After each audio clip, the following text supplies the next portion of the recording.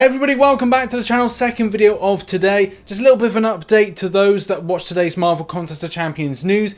A lot of people were talking about combat lag in game for both iOS and Android, and those that are on Android, some players are not able to access the game. Kabam have been made aware of it and they are looking into it right now, but as soon as I get any more info, I'll probably put it into tomorrow's video or Friday's Marvel Contest of Champions news. But this video is all about the boss rush, summer Smackdown Fight 1, Quest 1, whatever you want to call it. By the way, if you're looking to find it, as many people, and first of all, I was like, what the heck is it? It's not here. You have to click on the side quest, which is where the Northern Expeditions are, and then it's just there. As you can see, I've 100% explored it. I decided to do all difficulties. One thing I would say is, and a top tip, if you are struggling with it, don't continue on and use items. Reset it, go back in again, and just change it up. I'm going to go through some of the fights that I did. It's very straightforward, but I'm just going to give my perspective, my thoughts, and as well some champions that I think would be advisable to use, and the champions I used as well. Now, with all combat lag and things in game not running smoothly aside, it was still a very straightforward boss rush, and I can imagine the Omega quest is going to be a little bit more difficult when it's released in 6 weeks' time. However, though, this was my team. I wasn't quite sure what I was going to face and how I was going to face it, but I was feeling like, from what I'd studied, that this team would actually do the business, and they did. Okay, first champion up to face against, and that is Thing. This one's annoying because it's got adaptive, and as well it's got empowered immunity, so anytime you do a bleed attack, in order to suppress things like building up to the unstoppable which the champion gets. It is annoying, and I would say it's difficult to find a good mix with this. I would say a awakened Warlock would be quite effective. I used an unawakened Warlock with a method of parry, heavy, and as well SP1 for the power control. It took ages, but as I always say, if it's stupid and it works, it isn't stupid. You could use other combinations that cast a slow debuff, which could be helpful. But those are like She-Hulk, Stealthy, you name it. Like Black Widow, Clairvoyant could do buff immunity. But I would say that any bleed champion and just trying to avoid specials may be the best way to go if you know of any good power control champions. Maybe even champions that are able to do Petrify could be quite effective against this particular champion. Void and just not hitting the enemy. Quake and Bake, yeah, that could be an option as well. Next up in Diablo. Diablo doesn't really have anything going for him apart from you can build a lot of power from having a debuff on him. I would say any champion that power controls effectively, magic could be a good option. The list is endless. You could use Beardo for this. You could use even Hulkbuster's SP2. Depending if you want to spam with that, it's completely up to you. This is a very simple fight. Just avoid the SP1s and the SP2s, obviously. The whirlwind of the SP2 is something just to kind of create plenty of space and then punish after as well. So any champion will do. Next up, and Havok. Now, Havok actually liked this fight, even though I made a mistake in not keeping up my pressure with Hulkbuster. Hulkbuster was my champion of choice, but crumbling armor is something to watch out for. You're going to have to, in 6 seconds, keep up the pressure so you don't lose your armor buff. And yeah, Hulkbuster's great. It's got that SP1, you got the stun. You then do the heavy attack, and then it means you can do 2 heavy attacks, keep up the armor, keep up the pressure, keep up the damage, and that can be very effective. The SP2 of Havok is relatively easy to avoid. I actually prefer avoiding the SP2 than I do to the triple swipe backs of the SP1. I get more of a kind of a momentum with it. I can see the champions and how it flows. However, though, do watch out for the power gain, and that is where champions like Warlock and Hulkbuster come into play because they are class advantage, they have armor buffs, and they have got power control in their makeup. The Warlock can do an SP1 power control, which again, very effective and very handy against this particular champion. And Hulkbuster's SP2 can do the power control as well. There's some options there.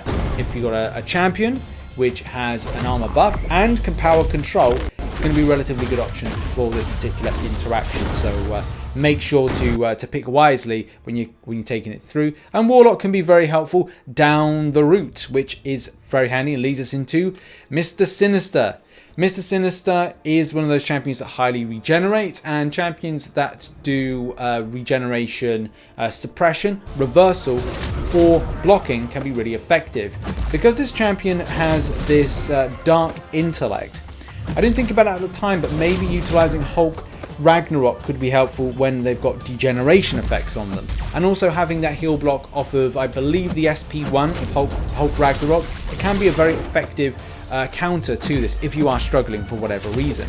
For this, I utilised Archangel, but I could have utilised Warlock for this as well, because it's a decent option to take down Mr. Sinister. Just watch out for hitting in the champion into a block, unless you want to kind of do that face me with Hulk Ragnarok, which could be, again, as I said, an effective option to take down this enemy.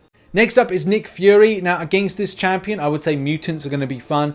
Omega Red, Mr. Sinister, Archangel. Something that would be quite cool is if you had Mr. Sinister and you say like hit into blocks loads of times and had like the SP1 ready, is then fire the SP1. So what you've done is you've taken all those bleed effects that are currently on you and you've just then switched them over to Nick Fury, and it's great because you've got class advantage, and as well you're suppressing those tactical charges, which again is really important. I used Archangel for this, and Archangel has been an absolute beast, taking on 2 champions of this route, and I really would recommend that. But Omega Red still works well. You know, Archangel, Mr. Sinister, any kind of mutants really. Domino could be quite a fun interaction. Just don't hit into the block, and try to, because the SP2 is easier to evade, try and hit up the champion to like get an SP2, and then hope at that point that the champion has switched into. Stay in blocks and then swipe out and then back in again. Build the champion up to an SP2 when he switches over to the life model decoy, and that's an easier thing to avoid. And obviously wait out the champion to lose all that health before like hitting in or kind of like evading and then hitting in to the end and obviously bringing down Nick Fury. Now for this fight, and I'm laughing a little bit, I decided to use Nick Fury, and it's so laughable because I went in and was like, oh, okay, I'll just use this champion. I must say, if you're looking for any kind of option to just steamroll through this, Nick Fury is just a beast, a don, and everything else, because, oh man, like, I took a lot of damage from this champion, but I wasn't like taking it too seriously. I thought I'll just throw him in, see what he does. I got very lucky, but at the same time I was able to utilize that life model decoy. Now we were talking about that a moment ago with the Nick Fury fight. Life model decoy is fantastic, especially because like after it you'll get like the Fury boost, you know, or like the Fury becomes furious, and then you're able to like output a great amount of damage. And that was the thing. I just took him in to like shave off damage off of Cat Marvel movie. I didn't think I'd one-shot it for a single second. But double determination, yeah, I put a bleed effect on the champion, gained power rapidly, which was, hey, not a good thing. And as well, she went into binary, she went indestructible, did all those things, and just a bit of poor play.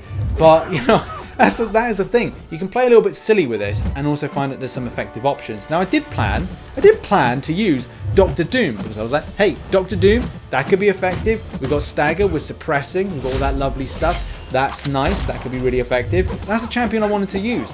But hey, look, if it's stupid and it works, it isn't stupid. Not to mention the fact that any other Mystic champion would have been great for power class advantage. Your Magics, your Sorcerer Supremes, your Black Widow Clairvoyants, all very effective champions, and all could be a great utilization for this champion. I'd say if you are looking to use Black Widow Clairvoyant, I would recommend not doing the Incinerates because your power of the energy. Poisons ain't going to work, but so bleeds, well, watch out with the bleeds. You'll have to like look at suppressing any kind of other stuff. So maybe less towards Black Widow Clairvoyant, but still, this is a very straightforward-ish fight if you're able to suppress Furies, if you're able to suppress any kind of power gain. So it could be a case of magic, could be a really fun option. Sorcerer Supreme, and yeah, Black Widow Clairvoyant, buff immunity, could be really effective as well. Any champion that nullifies could be effective. There's so many champions out there to utilize against this. And as I always welcome you to put in the comment section, who did you use? Did you use any of the suggested? Did you use something out of the realms of believable? put it in the comments section and help out a fellow summoner. And there we go, that has been a video. Thank you very much for watching, and as well, I'll see you later on. I might be able to squeeze in a little live stream. I don't know what it's going to be. I did plan to do Act 6 tonight, but I'm working on some other kind of like guides and things for MCOC, so I'm like, well, I kind of want to do that a little bit more to like help out a few players in different areas before, say, new updates next week, and plan some other ideas as well. Now, don't forget to check out the recent Marvel Contest of Champions news, so the Wednesday edition, which will be here. Over the far left-hand corner will be a random video to check out, and don't forget the second channel where Em is doing her new series of Marvel A to Z. Whilst we wait for Marvel Realm announcements next year, good for you. Yes, in any case, see you in the next one. Bye-bye for now.